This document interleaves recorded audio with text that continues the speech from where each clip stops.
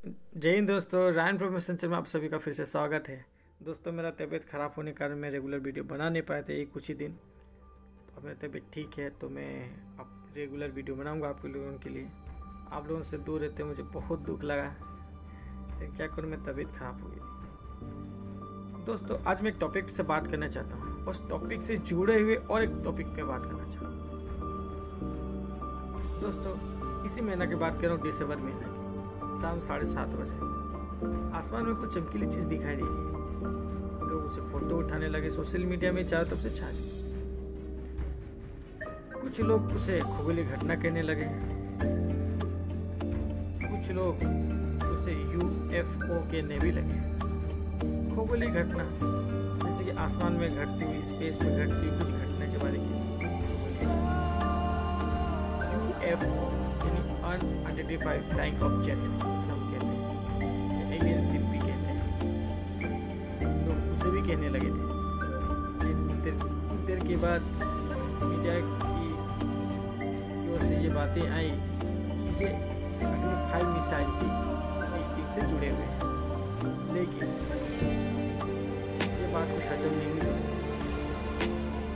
कोई भी media house, खगोलीय विशेषज्ञ, केंद्र सरकार या राज्य सरकार या डीआरडीओ की तरफ से आधिकारिक रूप से कुछ पुष्टि नहीं किया गया कि वो लाइट ऑब्जेक्ट अग्नि मिसाइल है, जो कि सोचने वाली बात है। सच में दोस्तों, ये सोचने वाली ही बात है। मुझे लगता है सरकार को इस बारे पुष्टि कर ही लेनी चाहिए थी कि ना, ये एक अनोखी घटना है। खैर बात, किसी की पुष्टि तो की नहीं गई है। दोस्तों, उसी दिन अग्नि-5 मिसाइल का भी टेस्ट किया गया।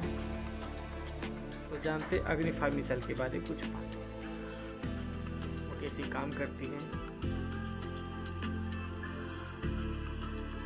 अग्नि-5 मिसाइल एक बैलिस्टिक मिसाइल है जिसे हम ICBM भी कहते हैं। पहले जानते ICBM क्या होता है। इसे इंटरकॉन्टिनेंटल बैलिस्टिक मिसाइल भी कहते हैं।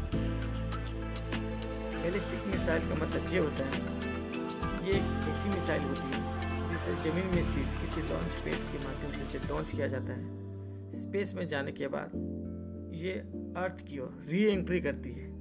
री एंट्री करने के बाद इसकी वारहेड में लगने वाली मिसाइल अर्थ में स्थित किसी भी ऑब्जेक्ट को ये तबाह कर सकती है। किसी स्थान पर गिर के उसमें तबाही मचा सकती है दोस्तों। और ये तबाही बहुत ही भयानक होती है, आप सोच भी नहीं सकते। अग्नि-5 मिसाइल के बारे में जानने से पहले चलो जानते हैं इसकी कुछ हिस्ट्री के बारे में। सबसे पहले अग्नि मिसाइल की जो सीरीज होती है उसमें से सबसे पहले शुरुआत हुई अग्नि-1 मिसाइल की, जो 1989 में शुरू की गई थी। इस मिसाइल का रेंज बहुत कम थी, यानी 1000 की। इसे हम शॉर्ट रेंज मिसाइल भी कहते हैं। शॉर्ट रेंज मिसाइल कहने के कारण इसकी रेंज 1000 या 1000 से कम जिस मिसाइल का रेंज होता है उसे हम शॉर्ट रेंज मिसाइल भी कहते हैं। उसके बाद हमारे डीआरडीओ ने काफ़ी मेहनत की है। डीआरडीओ ने IRBN यानी इंटरमीडिएट रेंज बैलिस्टिक मिसाइल बनाना शुरू किया। इस मिसाइल का रेंज थी 3000 किलोमीटर से लेके 5500 किलोमीटर के अंदर तक। इसे हम अग्नि-3 मिसाइल के नाम से जाना गया। ये IRBN मिसाइल की टेक्नोलॉजी सबसे पहले यूएस के पास, इसके बाद रशिया, चाइना, फ्रांस और इजराइल के पास आई। इसके बाद ज़रूरत के हिसाब से हमें अग्नि-5 मिसाइल की रेंज को बढ़ाया गया। रेंज को बढ़ाने का मुख्य कारण ये थी कि पहले भारत को पाकिस्तान का साथ प्रॉब्लम थी। ये पाकिस्तान को भारत के साथ प्रॉब्लम थी। दोनों में आपसी विवाद थे जो आज भी चलती है। तो भारत ने उस हिसाब से शॉर्ट रेंज की मिसाइल बनाने लगे, क्योंकि ना पाकिस्तान ज़्यादा दूर में स्थित नहीं थी, हमारी शॉर्ट रेंज की मिसाइल काफ़ी थी उस पर। लेकिन धीरे धीरे भारत चाइना का साथ भी विवाद बढ़ने लगी, तो भारत को भी महसूस हुआ कि एक लॉन्ग रेंज की मिसाइल की ज़रूरत है, क्यों ना चाइना बहुत बड़ा कंट्री है, बहुत बड़ा कंट्री है वो। तो उस तक वार करने के लिए हमें एक लॉन्ग रेंज की मिसाइल की ज़रूरत पड़ेगी।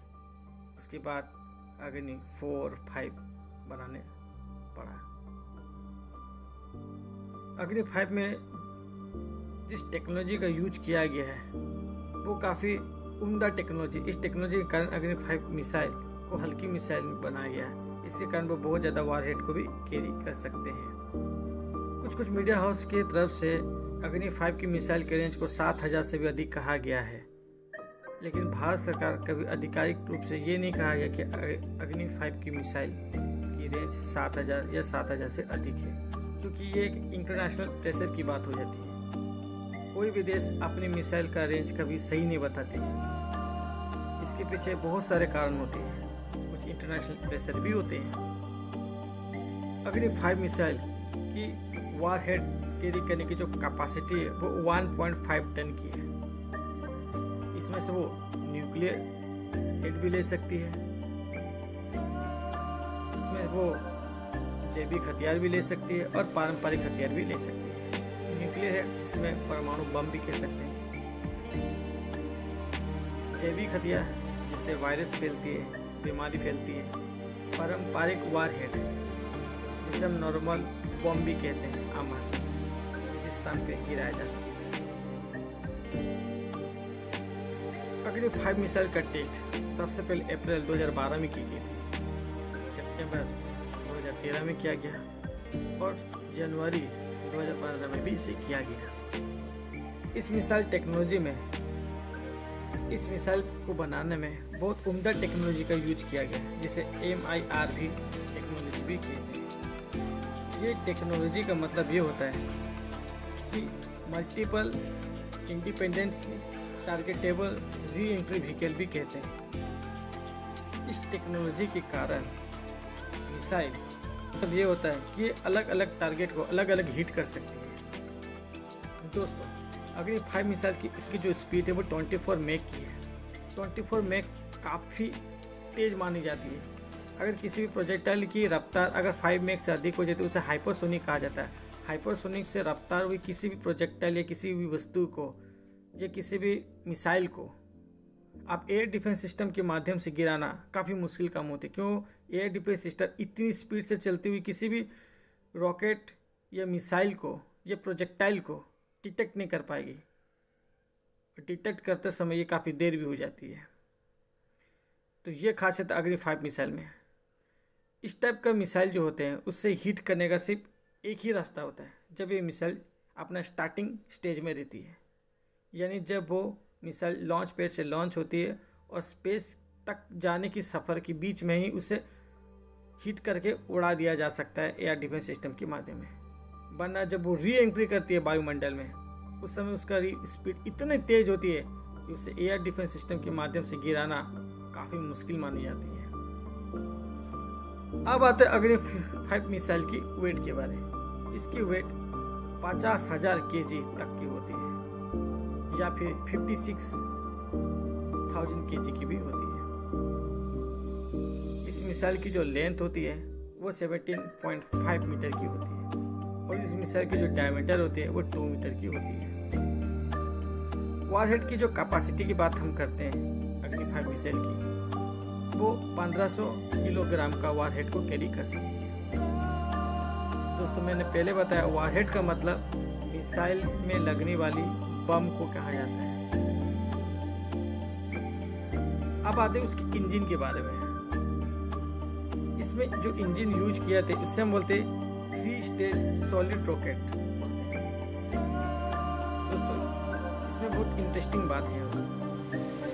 3 स्टेज जब हम उसे कहते हैं उसका मतलब ये होता है कि ये मिसाइल जब लॉन्च होती है अपने लॉन्चिंग पैड से स्पेस तक की सफर के समय इसमें 3 स्टेज काम करती है। मतलब ये मिसाइल 3 स्टेज में खुलने लगते हैं, आम भाषा में अगर कहा जाए तो। पहला स्टेज दूसरा स्टेज को ठेल के ऊपर ले जाएगी, दूसरा स्टेज आगे स्टेज को ठेलते हुए ऊपर ले जाते हैं। इसके बाद उसके वार हेड में लगी हुई बम री एंट्री करते समय अर्थ में स्थित किसी भी स्थान को तबाह कर सकते हैं। ये होती 3 स्टेज। अब आता है इसमें सॉलिड फ्यूल यूज किया गया। सॉलिड फ्यूल, ये फ्यूल अधिकतर रॉकेट क्षेत्र में यूज किए जाते हैं। सॉलिड फ्यूल और लिक्विड फ्यूल, इस दोनों का अंतर क्या है, मैं इसके आपको अलग वीडियो बना के इसके बारे में समझाऊंगा। क्यों ना, अगर मैं इसके बारे में आपको समझाने लगूं ये वीडियो काफ़ी लंबा हो जाएगी, ऑलरेडी इसे बहुत लंबा हो भी चुकी है। सॉलिड फ्यूल जो होती है वो लिक्विड फ्यूल की तुलना में कॉस्ट इफेक्टिव होती है। सॉलिड फ्यूल को कंट्रोल नहीं किया जा सकता है। उसका मतलब ये होता है अगर सॉलिड फ्यूल एक बार आग पकड़ लेती है, ये तब तक जलती रहेगी जब तक ये सॉलिड फ्यूल पूरी तरह से ख़त्म ना हो जाए। लेकिन लिक्विड फ्यूल को आप कंट्रोल कर सकते हैं। सॉलिड फ्यूल को आप स्टोरेज करके बहुत दिन तक रख सकते हैं, बहुत दिन तो छोड़िए बहुत साल तक भी रख सकते हैं। कुछ नहीं तो वो 10 साल 12 साल 15 साल तक भी रखा जा सकता है। आप सॉलिड फ्यूल को किसी मिसाइल बनाइए, उस पर फिट कर दीजिए। जब मिसाइल को लॉन्च करना होगा आप सॉलिड फ्यूल के माध्यम से उसे लॉन्च कीजिए। ये होते हैं फायदे सॉलिड फ्यूल के। अब आते हैं उसके गाइडेंस के बारे में। ये जीपीएस सिस्टम से नेविगेट किया जाता है। दोस्तों, अग्नि 5 मिसाइल को हम ट्रक के माध्यम से एक स्थान से दूसरे स्थान ले आया जा सकता है। ये बहुत फ़ायदेमंद होती हैं। पहले क्या होता था, पुराने ज़माने का बात मैं जब कर रहा हूँ, मिसाइल को साइलो के अंदर अंडरग्राउंड में रखा जाता था। एक स्टेबल लॉन्च पैड होती थी, उससे इस मिसाइल को लॉन्च किया जाता था और वो मिसाइल किसी दूर में स्थित किसी वस्तु को टकराती थी, उसे तबाह कर देती थी। जैसे जैसे लड़ाई क्षेत्र में उन्नत टेक्नोलॉजी का यूज किया गया, तब इस मिसाइल को ट्रक माउंटेन किया गया, जो कि 8x8 ट्रक भी होते हैं। इससे क्या होता है, मिसाइल एक बार लॉन्च करने के बाद उस ट्रक को उसकी दिशा को परिवर्तन किया जाता है, उसकी दिशा को परिवर्तन कर दिया जाता था, ताकि किसी भी एयर डिफेंस सिस्टम को, ड्रोन को, फाइटर प्लेन को पता ही नहीं चलता था कि ये मिसाइल कहाँ से लॉन्च किया गया। ये काफ़ी अच्छी टेक्नोलॉजी है। इसके कारण इस मिसाइल को ट्रक माउंटेन किया गया ताकि उसको मूवेबल करना आसान हो पड़े और किसी भी एयर डिफेंस सिस्टम को या फाइटर जेट को इस मिसाइल और साइलो को उड़ाना काफ़ी मुश्किल हो जाए। दोस्तों, ये वीडियो आपको कैसी लगा आप कमेंट करके हमें ज़रूर बताइएगा। दोस्तों, अगला मेरा जो टॉपिक होगा वो रडार वर्सेस स्टेल्थ टेक्नोलॉजी का होगा। ये काफ़ी बढ़िया 2 टेक्नोलॉजी का युद्ध होगी। ये वीडियो बहुत जल्द मेरा यूट्यूब चैनल पे आने वाला है, तो हमारे चैनल को सब्सक्राइब कीजिएगा, बेल आइकन दबाइएगा, उसमें ऑल का जो सिंबल है उसे ज़रूर दबाइएगा ताकि आप मेरा सारे नोटिफिकेशन पाएँ। दोस्तों, ये वीडियो बनाने समय जब भी कोई भी यूट्यूबर कोई भी वीडियो बनाती है उसे बहुत मेहनत करना पड़ता है दोस्तों, तो प्लीज़ आप उसे सब्सक्राइब कीजिए, उनकी मनोबल बढ़ाइए ताकि वो आपके लिए एक अच्छी नई वीडियो ला सके। जय हिंद दोस्तों, गुड नाइट।